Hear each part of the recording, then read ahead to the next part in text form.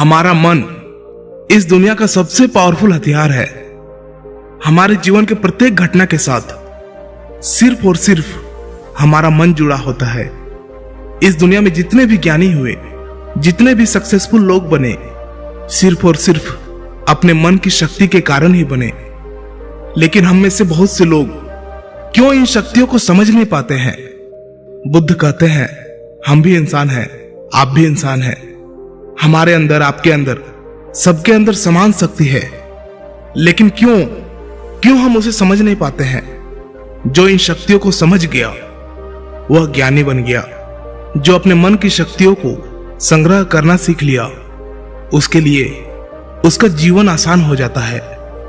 वह अपने जीवन में जो कुछ भी चाहता है उसे वह पा लेता है। गौतम बुद्ध कहते हैं कि सभी में बुद्ध बनने की योग्यता है, क्योंकि वह जानते हैं कि शक्ति वो हर इंसान में मौजूद है। लेकिन उस शक्ति का सही उपयोग हम नहीं कर पाते हैं। कुछ शक्तियों का उपयोग हम कर लेते हैं और कुछ शक्तियों को हम व्यर्थ में ही छोड़ देते हैं। आइए इसे एक छोटी सी कहानी से समझते हैं। इस कहानी को अंत तक जरूर समझना। अगर आपने इसे समझ लिया तो आप अपने जीवन में अपने मन के द्वारा, अपने मन की शक्तियों के द्वारा बहुत कुछ कर सकते हैं, बहुत कुछ पा सकते हैं। एक गुरु का शिष्य अपने गुरु की तरह बनना चाहता था। गुरु भी अपने उस शिष्य को अपने से महान बनना देखना चाहते थे, इसलिए उन्होंने हर तरह की शिक्षा उसे दी। लेकिन शिष्य को बहुत ही जल्द बहुत कुछ बनना था। शिष्य को हमेशा लगता था कि गुरु उसे सब कुछ नहीं बता रहे हैं, जिस कारण वो सफल नहीं हो पा रहा है। तब उसने सोचा, क्यों ना मैं गुरु का पीछा करूं, वो दिन भर क्या क्या करते हैं, क्यों ना मैं उन्हें देखूं। तब से वे छुप छुप कर गुरुदेव को देखने लगे। सुबह उठने से लेकर शाम तक गुरु क्या क्या करते थे, कहां जाते थे, कैसे ध्यान करते थे, कैसे भोजन करते थे, क्या बोलते थे, किस तरह चलते थे, ये सभी चीजें उनका शिष्य उसे छुप छुप कर देखने लगा। और वह भी वही सब कुछ करने लगा जो उसके गुरु दिनचर्या में करते थे। एक दिन गुरु ने सुबह देखा कि उनका शिष्य उनके साथ साथ चल रहा है। वह भी उस नदी में नहाया जहां पर गुरुदेव नहा रहे थे। वह भी उस चट्टान पर पहुंचा जहां पर बैठकर गुरुदेव ध्यान करते थे। और गुरु के चट्टान पर बैठने से पहले ही वह उस चट्टान पर बैठ गया और ध्यान करने लगा। यह देखकर गुरुदेव मुस्कुराए और वहीं पास के ही दूसरे चट्टान में जाकर बैठ गए और ध्यान करने लगे। शिष्य ने सोचा कि गुरुदेव कुछ कहेंगे, लेकिन किसी की आवाज ना आते देख उसने अपनी आंखें खोलकर देखा। फिर उसने सोचा कि शायद गुरुदेव महीने में किसी एक दिन उस दूसरे चट्टान पर बैठकर ध्यान करते हैं। शिष्य की ये हरकतों को देखकर गुरु को पता चल गया था कि उनका शिष्य उनके तरह बनने के लिए उनका नकल कर रहा है। तब एक दिन गुरु एक पेड़ के डाल पर बैठकर सो गए। शिष्य ने सोचा शायद रात में पेड़ के डाल पर सोने से कुछ प्रभाव पड़ता होगा, इसीलिए गुरुदेव वहां पर सोए हैं। और वह भी उसी पेड़ की दूसरी डाल पर जाकर सो गया। रात को कुछ गिरने की आवाज आई। आवाज सुनकर गुरुदेव की आंखें खुली तो उन्होंने देखा कि नीचे जमीन पर उनका शिष्य गिरा हुआ है और वह चिल्ला रहा है। उन्होंने शिष्य को उठाया और कहा कि जब भी तुम बिना सोचे समझे किसी दूसरे के राह पर चलते हो या उसकी नकल करने की कोशिश करते हो, तब तुम ऐसे ही गिरोगे जैसे आज गिरे हो। शिष्य ने कहा, गुरुदेव मैं तो सिर्फ आपकी तरह बनने की कोशिश कर रहा था। गुरु ने कहा कि तुम अगर बंदर की तरह नकल करने लगोगे तो हो सकता है कि बहुत प्रयासों के बाद हर काम करने लगो जो बंदर करते हैं। पर क्या इंसान होने के बावजूद बंदर होना उचित होगा? शिष्य ने कहा, नहीं गुरुदेव, इंसान बनना ही ज्यादा उचित है। लेकिन गुरुदेव मैं अपने मकसद में कैसे सफल बन सकता हूं? मैं कैसे अपने आप को जान सकता हूं, पहचान सकता हूं? मैं तो बस यह देख रहा था कि आप क्या करते हैं, शायद उससे मुझे कोई रास्ता मिल जाए। गुरु ने कहा, जिस प्रकार शरीर को चलाने के लिए भोजन की आवश्यकता होती है। भोजन अगर शुद्ध है तो शरीर में शक्ति भी शुद्ध होती है। हमारा शरीर स्वस्थ रहता है, शक्तिशाली रहता है, बलवान रहता है। उस शरीर से जो भी कार्य करना चाहो तुम करवा सकते हो। लेकिन तुम खराब, सड़ा गला रखा हुआ बासी खाना खाओगे तो क्या होगा? शिष्य ने कहा, शरीर की शक्ति खत्म हो जाएगी, हमारा शरीर बीमार पड़ जाएगा।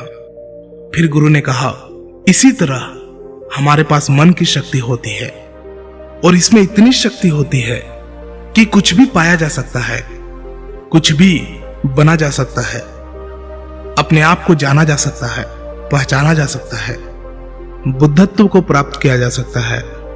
लेकिन मन की शक्तियों को नापा या तोला नहीं जा सकता है। शिष्य ने कहा, आप तो ज्ञानी हैं, ध्यानी हैं, इसलिए आपके पास मन की शक्तियां हैं जिनका उपयोग आप कर सकते हैं। लेकिन हम उपयोग करते हैं तो कुछ भी नहीं होता। गुरु ने कहा, शक्ति तो तुम्हारे पास भी है और उतनी ही है जितनी मेरे पास है या किसी और के पास है। तो गुरुदेव, फिर हम सभी लोग कामयाब क्यों नहीं होते? हमारे जैसे बहुत से लोग हमेशा असफल होते रहते हैं, ऐसा क्यों? गुरु ने कहा, क्योंकि मन की शक्तियों का हम सही तरीके से उपयोग नहीं कर पाते हैं, बल्कि मन की शक्तियां हमारा उपयोग कर लेती है। शिष्य ने कहा, क्या आप मेरे मन की शक्तियां दिखा सकते हैं? क्योंकि मैं इसे समझ नहीं पा रहा हूं। गुरुदेव बोले, हाँ बिल्कुल, मैं बिल्कुल दिखा सकता हूं, पर इसके लिए तुम्हें मेरा एक काम करना होगा। क्या तुम कर सकोगे? शिष्य ने कहा, हाँ अवश्य करूंगा। मुझे क्या करना है? गुरु ने कहा, ज्यादा कुछ नहीं करना है, बस इतना ही करना है कि जितने भी विचार तुम्हारे मन में आए उन विचारों को एक एक लकड़ी के समान समझना है और उन लकड़ियों को उठाकर उस झोपड़ी पर रखते जाना है। और ये तुम्हें पूरे 1 महीने के लिए करना होगा। ध्यान रहे, एक विचार के लिए एक लकड़ी का होना आवश्यक है। जैसे कोई भी विचार से कोई लकड़ी छूट ना जाए। एक काम और करना, अपने उस विचारों को जो तुम्हें ज्ञान और ध्यान प्राप्त करने के लिए आए, उन विचारों की लकड़ियों को तुम्हें उन झोपड़ियों के बाहर रखना होगा। शिष्य ने कहा, जो आज्ञा गुरुदेव, आप जैसे कह रहे हैं मैं वैसा ही करूंगा। और शिष्य ने विचारों को देखना और उन विचारों से लकड़ियों को उठाकर झोपड़ी में रखना शुरू कर दिया। धीरे धीरे 1 महीना बीत गया और शिष्य पूरा 1 महीना बीतने के बाद शिष्य गुरु के पास गया और बोला, गुरुदेव, 1 महीना हो चुका है, जैसा आपने कहा था मैंने बिल्कुल वैसा ही किया है। अब आप मुझे मेरे मन की शक्तियों को दिखाएं। गुरु शिष्य के साथ उस झोपड़ी पर पहुंचे। गुरु ने देखा कि पूरी झोपड़ी छोटी छोटी लकड़ियों से भर गई है, यहां तक कि कुछ लकड़ियां बाहर भी गिरी हुई है। गुरु ने कहा, वह लकड़ियां कहां हैं जो तुम्हारे ज्ञान और ध्यान के विचारों की है? शिष्य ने बाहर पड़ी कुछ लकड़ियों को लाकर गुरुदेव को दिया और बोला, यह वही लकड़ियां है। गुरु ने उस लकड़ियों को गिनने के लिए कहा। जब शिष्य ने ज्ञान और ध्यान की लकड़ियों को गिना तो वो 26 लकड़ियां पाया। गुरु ने कहा, बस तुम्हें एक काम और करना है, यह काम बहुत छोटा सा है, क्या तुम कर सकोगे? शिष्य ने कहा, जी गुरुदेव, आप जो कहेंगे मैं जरूर करूंगा, बताइए मुझे क्या करना है। गुरु बोले, ये जो लकड़ियां तुमने इकट्ठे किए हैं, इसे एक साथ बांधकर उस नदी में फेंक कर आओ। गुरु की ये बात सुनकर शिष्य घबरा गया और बोला, गुरुदेव, ये कैसे हो सकता है? इतने लकड़ियों का भार मैं कैसे उठा पाऊंगा? गुरु बोले, क्यों नहीं उठा पाओगे? जब इतने विचारों का भार तुम दिमाग में रखकर घूमते हो तो इन लकड़ियों को क्यों नहीं उठा सकते? शिष्य ने कहा, लेकिन गुरुदेव, विचारों में तो वजन नहीं होता। गुरु बोले, विचारों में भी वजन होता है। देखो, तुम्हारे बेकार के विचारों के नीचे तुम्हारे मकसद के विचार, ध्यान और ज्ञान के विचार कितने हैं? तुमने अपने मन की सारी शक्तियां इन बेकार के विचारों में लगा दी है। जो झोपड़ी में भरी पड़ी है और केवल 26 लकड़ियों के साथ ही तुम ध्यान और ज्ञान को पाना चाहते हो। शिष्य ने कहा, आप ठीक कह रहे हैं गुरुदेव, पर मैं अब क्या करूं? गुरु ने कहा, तुम अभी अपने ज्ञान और ध्यान की ओर बढ़ना चाहते हो और यही तुम्हारा लक्ष्य है, तो इन बेकार के विचारों को नदी में बहा दो। शिष्य ने कहा, लेकिन गुरुदेव, इतनी सारी लकड़ियों को मैं सर पर नहीं उठा पाऊंगा। गुरु ने मुस्कुराते हुए कहा, तो एक एक करके इसे फेंक दो। 1 महीने में, 2 महीने में, जितना भी समय लगे लगाओ, लेकिन अपने सर से, अपने मन से इन बेकार के विचारों को फेंक डालो। याद रहे, एक विचार छूटने पर नदी में सिर्फ एक ही लकड़ी फेंकना है। शिष्य ने जिन लकड़ियों को 1 महीना में इकट्ठा कर लिया था, उसे फेंकने में 3 साल लग गए। एक विचार छोड़ने पर वह एक लकड़ी नदी में फेंक देता। अब उसके पास केवल 26 लकड़ियां ही बची थी, जो उसके ध्यान और ज्ञान की थी। उसके पूरे मन की शक्ति ध्यान और ज्ञान पर लगी हुई थी। कोई भी बेकार के विचार उसके मन में नहीं था। एक दिन ध्यान करते हुए वह उठा और गुरुदेव के पास गया और कहा, गुरुदेव, ऐसा लगता है कि मैं कहीं अटक गया हूं और मैं आगे नहीं जा पा रहा हूं। गुरु ने कहा, उन 26 लकड़ियों को छोड़ने का समय हो गया है, छोड़ दो उन्हें। शिष्य ने उन 26 लकड़ियों को छोड़ने में 1 साल लगा दिया और जब उसने आखिरी लकड़ी को नदी में डाला, तब वो वही नदी के किनारे बैठ गया और बैठा ही रहा। गुरु ने अपने शिष्य को नदी के किनारे ढूंढते हुए वहां पहुंचे। गुरु शिष्य को देखकर वह जान गए कि वह संपूर्ण शक्ति में खेल रहा है। शिष्य ने गुरु की ओर देखा और दोनों ही एक दूसरे की ओर देखते हुए बिना कुछ कहे वापस चले गए। हमें भी अपने जीवन में मन की शक्तियों का उपयोग करना सीखना चाहिए।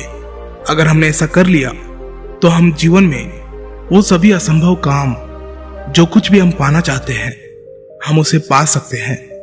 हमारी शक्ति हजारों लाखों विचारों के रूप में हमारे मन में बिखरी पड़ी है। इसमें कुछ अच्छे विचार भी है, कुछ बुरे विचार भी है। बस हमें अपने अच्छे विचारों को पकड़ना है।